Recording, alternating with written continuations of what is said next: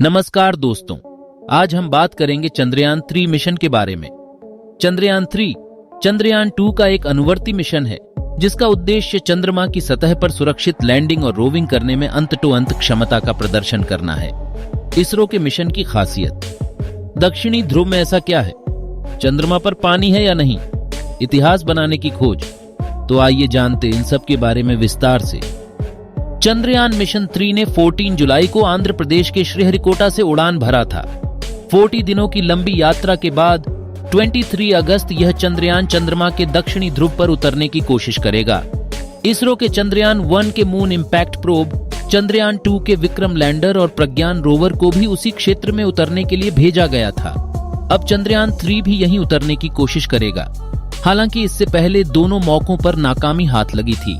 चंद्रयान 1 का moon impact probe चंद्रमा के दक्षिणी ध्रुव पर दुर्घटनाग्रस्त हो गया, जबकि चंद्रयान 2 के लैंडर से सॉफ्ट लैंडिंग के आखिरी मिनट में सिग्नल मिलना बंद हो गया था। लेकिन एक बार फिर चंद्रयान 3 के साथ इसरो भारत को चंद्रमा के दक्षिणी ध्रुव पर सॉफ्ट लैंडिंग करने वाला पहला देश बनाने की कोशिश कर रहा है। वैसे 11 अगस्त को रूस द्वारा लॉन्च किया गया लूना 25 भी चंद्रमा के दक्षिणी ध्रुव पर उतरने की तैयारी कर रहा था, जो रविवार को दुर्घटनाग्रस्त हो गया है। लेकिन इसरो को उम्मीद है कि चंद्रयान 3 अपने मिशन में कामयाब होगा। अंतरिक्ष की खोज करने वाले देशों के बीच अंतरिक्ष के रहस्यों को जानने की एक होड़ रही है। सौर मंडल में चंद्रमा पृथ्वी का सबसे निकटतम खगोलीय पिंड है। चंद्रमा पर पहुंचने को लेकर अमेरिका और रूस में आपसी होड़ रही और कहा जा सकता है कि अमेरिका और रूस के बीच अंतरिक्ष युद्ध दूसरे विश्व युद्ध के बाद शुरू हुआ था। तत्कालीन सोवियत रूस ने 1955 में सोवियत अंतरिक्ष कार्यक्रम शुरू किया था। इसके 3 साल बाद अमेरिका ने 1958 में national aeronautics and space agency यानी नासा की शुरुआत की। 14 सितंबर 1959 को पहला मानव निर्मित यान चंद्रमा पर उतरा। तत्कालीन सोवियत रूस का लूना 2 अंतरिक्ष यान चंद्रमा पर सफलतापूर्वक उतरा। इस प्रकार लूना 2 ने चंद्रमा पर उतरने वाली पहली मानव निर्मित वस्तु के रूप में इतिहास रचा। लूना 2 ने चंद्रमा पर उतरने के बाद उसकी सतह, विकिरण और चुंबकीय क्षेत्र के बारे में बहुमूल्य जानकारी प्रदान की। इस सफलता ने चंद्रमा पर और अधिक प्रयोग करने तथा अंतरिक्ष यात्रियों को भेजने का रास्ता बनाया।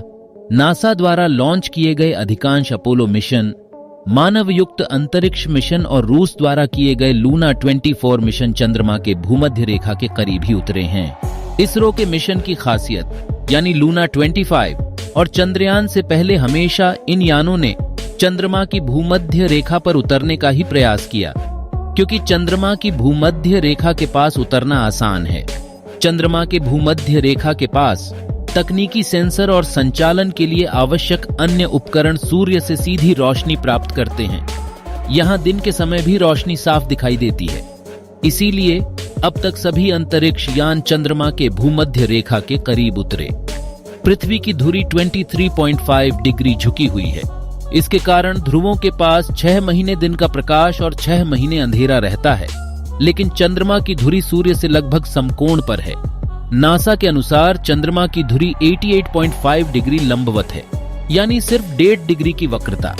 इसका मतलब यह है कि भले ही सूर्य की किरणें चंद्रमा के ध्रुवीय क्षेत्रों को छूती हों, लेकिन सूर्य की किरणें वहां के गड्ढों की गहराई तक नहीं पहुंच पाती हैं। इस प्रकार चंद्रमा के ध्रुवीय क्षेत्र में बने गड्ढे 2 अरब वर्षों से सूर्य की रोशनी के बिना बहुत ठंडी अवस्था में बने हुए हैं। चंद्रमा के वे क्षेत्र जहां सूर्य का प्रकाश नहीं पहुंच पाता है, स्थायी छाया वाले क्षेत्र कहलाते हैं। ऐसे क्षेत्रों में तापमान 0 से 230 डिग्री सेल्सियस तक कम हो सकता है। जाहिर है, ऐसी जगहों पर लैंडिंग करना और तकनीकी प्रयोग करना बहुत मुश्किल है। चंद्रमा पर बने कुछ गड्ढे बहुत चौड़े हैं। उनमें से कुछ तो सैकड़ों किलोमीटर व्यास के हैं। इन सभी मुश्किल चुनौतियों के बावजूद इसरो चंद्रयान 3 के लैंडर को 77वें अक्षांश के पास दक्षिणी ध्रुव के पास सॉफ्ट लैंडिंग कराने की कोशिश कर रहा है। दक्षिणी ध्रुव में ऐसा क्या है? चंद्रमा के भूमध्य रेखा के निकट दिन के तापमान में अंतर सबसे अधिक होता है। यहाँ रात में तापमान -120 डिग्री रहता है और दिन में 180 डिग्री तक पहुंच जाता है। लेकिन ध्रुवों पर अरबों वर्षों से सूर्य की रोशनी नहीं पाने वाले कुछ क्षेत्रों में तापमान 0 से 230 डिग्री तक नीचे जाने का आकलन लगाया जाता रहा है। इसका एक मतलब तो यही है कि यहाँ की मिट्टी में जमा चीजें लाखों सालों से वैसी ही हैं। इसरो इन चीजों की पड़ताल के लिए दक्षिण ध्रुव के पास उतरने की कोशिश कर रहा है। इसरो यहाँ लैंडर और रोवर्स उतारकर वहां की मिट्टी की जांच करने की कोशिश कर रहा है।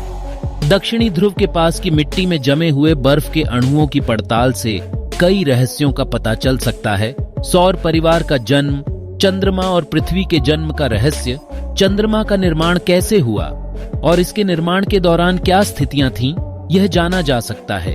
इस जानकारी से चंद्रमा के जन्म के कारण, उसके भूगोल और उसकी विशेषताओं का भी पता चल सकता है। चंद्रमा की भूमध्य रेखा के पास की मिट्टी में इतने सारे रहस्य नहीं छिपे हैं। चंद्रमा पर पानी है या नहीं, नासा की ओर से दी गई जानकारी के मुताबिक नासा का अपोलो 11 मिशन में चंद्रमा से चंद्र चट्टानों को पृथ्वी पर लाया था। चंद्रमा की चट्टानों की जांच के बाद नासा ने निष्कर्ष निकाला कि इनमें पानी का कोई निशान नहीं है। इनकी जांच करने वाले नासा के वैज्ञानिकों ने निष्कर्ष निकाला कि चंद्रमा की सतह पूरी तरह से सूखी है। उसके बाद कुछ दशकों तक चंद्रमा पर पानी के निशान खोजने का कोई प्रयास नहीं किया गया। 1990 के दशक में यह सुझाव दिया गया था कि चंद्रमा के अंधेरे पक्ष पर जमी हुई बर्फ के रूप में पानी मौजूद हो सकता है। परिणाम स्वरूप नासा के Clementine mission, lunar prospector mission ने चंद्रमा की सतह की जांच की और उन क्षेत्रों में हाइड्रोजन की उपस्थिति पाई जहां सूर्य का प्रकाश चंद्रमा तक नहीं पहुंचता है। इससे चंद्रमा के ध्रुवों के पास पानी मौजूद होने की संभावना को बल मिला, लेकिन निश्चित रूप से पानी का कोई निशान नहीं मिला है। ऑर्बिटर के साथ चंद्रयान 1 ने चंद्रमा पर क्रैश लैंडिंग के लिए एक अन्य उपकरण मून इंपैक्ट प्रोब भी भेजा था। जब चंद्रयान 1 का ऑर्बिटर चंद्रमा की परिक्रमा कर रहा था तो मून इंपैक्ट प्रोब चंद्रमा की सतह पर दुर्घटनाग्रस्त हो गया। 18 नवंबर 2008 को चंद्रयान 1 पर 100 किमी की ऊंचाई से मून इंपैक्ट प्रोब लॉन्च किया गया था। 25 मिनट में इसे चंद्रमा के दक्षिणी ध्रुव पर गिराया गया, लेकिन यह लैंडर की तरह सुरक्षित लैंडिंग नहीं कर सका। हालांकि इसरो इसे नियंत्रित तरीके से चंद्रमा के दक्षिणी ध्रुव की सतह पर गिराने में सफल रहा।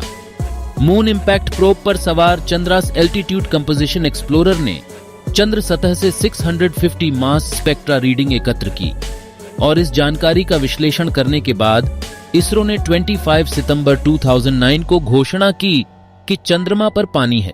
इतिहास बनाने की खोज।